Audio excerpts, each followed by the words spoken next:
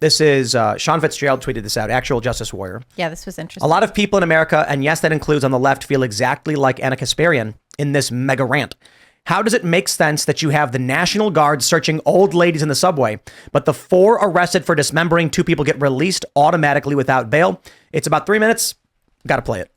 Dismembering a corpse and hiding a corpse after dismembering it. Not bail eligible. Not a serious crime. I'm not even kidding, guys. Like when Joy Behar outlined that case, I was like, she's crazy. This isn't a thing. This isn't real. This isn't real. So I looked it up. It's real, guys. It's real. Listen, if being on the left means supporting this, then I'm not on the left, and I'm okay with that. So let me give you the details of the case. It doesn't mean that. Okay, I don't know. Let me give you the details. On the left. We're all on the left. We don't want people dismembering folks getting released. Only a couple of lunatic. Some do. I know. Anna's completely right. Yes, 100% right. There's videos of people cheering on violence and crime.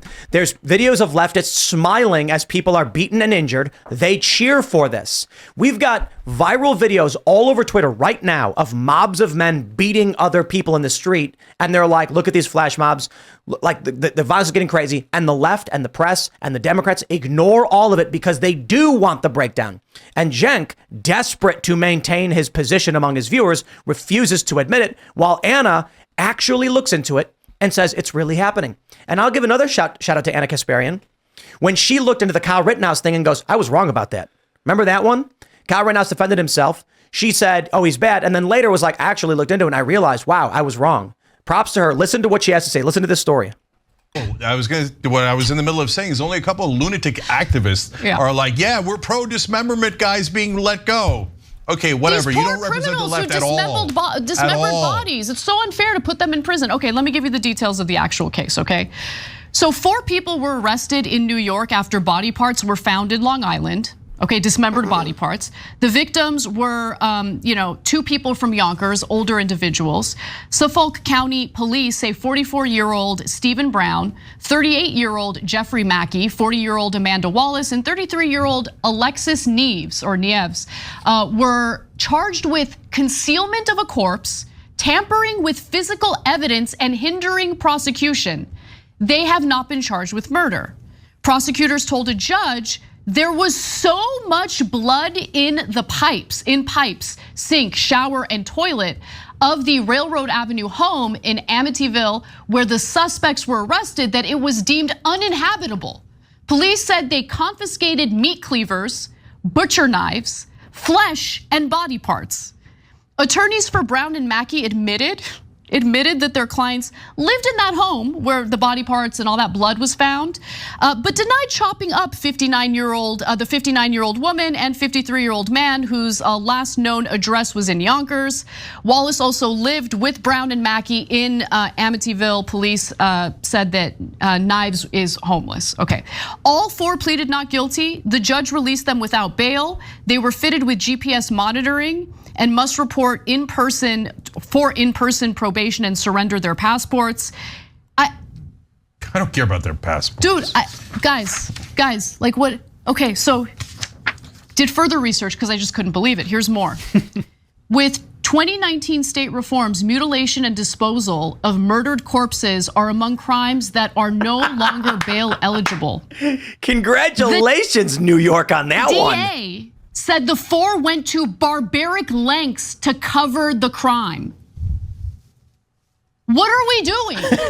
What are we doing? I have no idea. What are we doing, Cenk? What are we doing? What are we doing? Someone tell me, what the F are we doing? Yeah, look, no one signed up for this.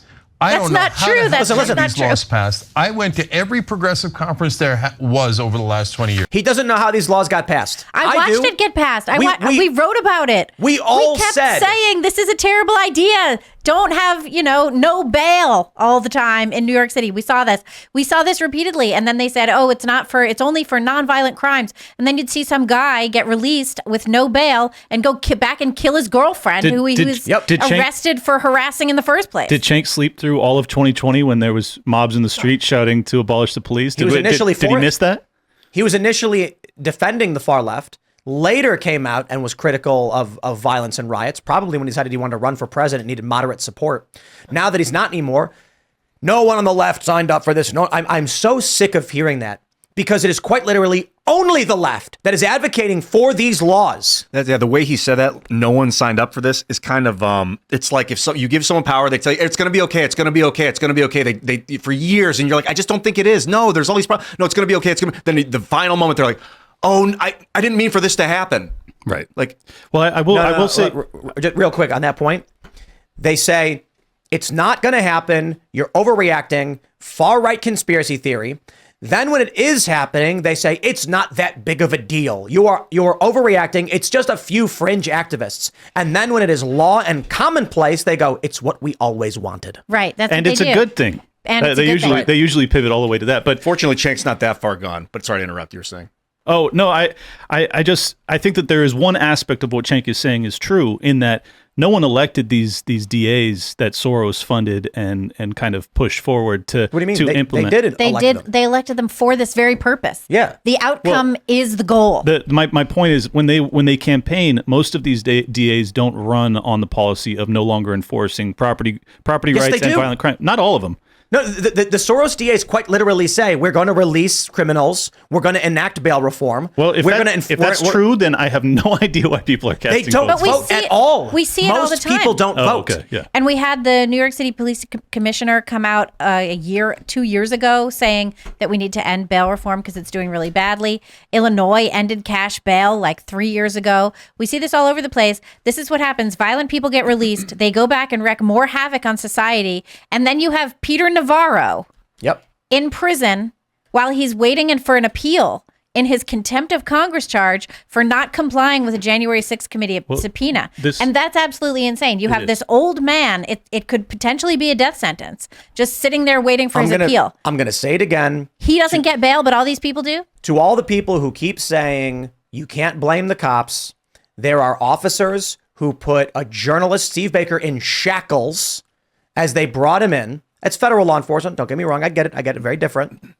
There are police officers that will lock the door on Peter Navarro. There's correctional officers that will open the door for criminals to be released and then arrest you for jaywalking. That's right.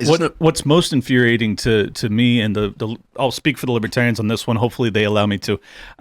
I'm heartbroken because the reality is that there was a lot of peaceful, nonviolent offenders is what libertarians were most concerned about, because being the land of the free and having the most per capita incarceration rate was an atrocity in my opinion. However, no one in our camp, as far as I know, was interested in releasing people that were guilty of violent crime or property crime. It was only the nonviolent drug offenses and diminishing the severity of sentences when it comes to nonviolent issues at minimum. This has become bedlam. And what will be a consequence of this? And this is, I think, is plays perfectly into Cloward Piven's strategy of sowing discord, so that in that implosion, what will the people turn to? They're going to turn toward the state, which exactly is responsible for creating this crisis in the first place. And they're going to say, protect me. And that's going to increase their power ultimately. And at this point, I can't even blame them, because if you're looking at this insanity like Anna Kasparian is, it's very human to say, I need someone to make this stop. And we do. We need to see it stop. How long until she announces she's voting Trump? Oh, do you think she will? Do you think she would do that? Based on this rant, I believe there's a strong probability that Anna Kasparian eventually comes out and says she's voting Trump. We got to have her on some shows. Culture War, IRL. She liked one of my tweets about a month ago too, about self-improvement. She's definitely on a good path. I think Anna's arc is that she, like many other liberals, began actually fact-checking things for the show. And it probably occurred when she was wrong about something, got a bunch of tweets, and she was like, what was I wrong about? And then checked. Yeah. And I think the being called a uterus haver, it's infuriating. No. She there was something that she was called, and she said, hey, that's demeaning. Don't call me that. Yeah. They attacked her for it. I think this pushes her in the direction of, look, when you fact check the news, you're instantly right-wing. That's just it. Cenk Uygur is an agent of propaganda in that he says, it's only a few activists who want this. Tell me then how the law got passed, as they campaigned exactly for this. Because it is not. It is the leaders of the political movement who have been screaming to the high heavens, abolish the police outright. Writing in the New York Times, yes, we mean abolish the police. And then when you go, how did this happen? Because y'all campaigned for it. I will say this, though. If you want to see the Anna Kasparians of the world actually consider Trump, that she had another vile rant just last week where she was arguing against our foreign policy and the aid that was being sent to Israel. Now, I think that it ought to be applied universally, that the America First movement, which I think really brought Trump to power, was supposed to be focused on domestic politics and increasing and improving the lives of the American people, and kind of setting to the back burner at minimum the foreign policy issues that we've been dealing with my entire lifetime. And now you have Trump that's campaigning on he's the biggest friend of Israel and he's going to take care of them, better than Biden ever would. And I think that Anna Kasparian is not going to be a supporter of Trump for that reason. I think she's probably going to end up in the RFK camp, but he's also pretty pro-Israel. So I don't know. Someone Anna knows is going to get mercilessly beaten in the streets of California. Yeah. Like this crime is happening so intensely. It's affecting everybody. And it's fascinating that, especially with illegal immigration, when I talked to, like I mentioned a couple of weeks ago, I was talking to this Gen Z guy, and he says he's voting Trump. He voted for Biden in 2020. And I said, I think the reason that Gen Z is shifting towards Trump is because of illegal immigration. And he was like, yeah, that's it, basically. And I was like, my view is this woman whose parents died and she inherited the house is the perfect metaphor for this country. Our parents and our parents' parents and our parents' parents' parents planted trees whose shade they knew they would never sit beneath. Mm-hmm. To be real, they planted trees they actually sat beneath. Right. They built houses, they lived in them. They built bridges, they crossed them. And then they said, when you are old enough, you will inherit all that we have built. This woman's parents die. They leave the house to their daughter and their granddaughter. And the police arrest the woman for trying to take her birthright. Yeah. And this is what we are seeing now in this country. They are bringing in criminal aliens, non-citizens, flooding this country. Crime is skyrocketing, and these Democrats don't care. Gen Z is now asking the question, where is the home that I was supposed to inherit? Where is the job? Where is the life? Where is the American dream? It's not there for me. Well, I got news for you. Democrats gave it away. Right. They're giving it away every day at the southern border. That's why we oppose this. No, I think that's absolutely right. And when you see the migrant that came across that viral clip that I know you're going to play here soon, when you see in his eyes, there's a level of, like, really the ideology, the philosophy, actually, it transcribes pretty well onto leftist voters in this country. It is one of envy and viciousness. It is one of the desire to steal things that have not been earned by them. It is a perception that those that have earned have not in fact done so in a just fashion.